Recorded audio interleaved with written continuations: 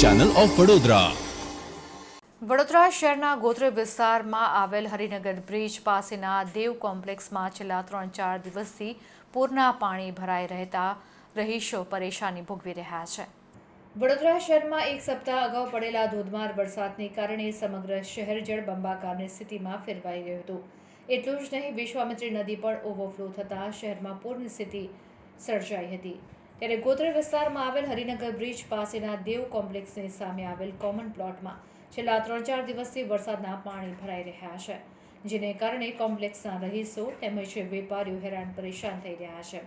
એટલું જ નહીં, પાણીના ભરાવાને લીધે રહીશો ઘરમાં બંધક બનીને રહેવા માટે મજબૂર બન્યા છે.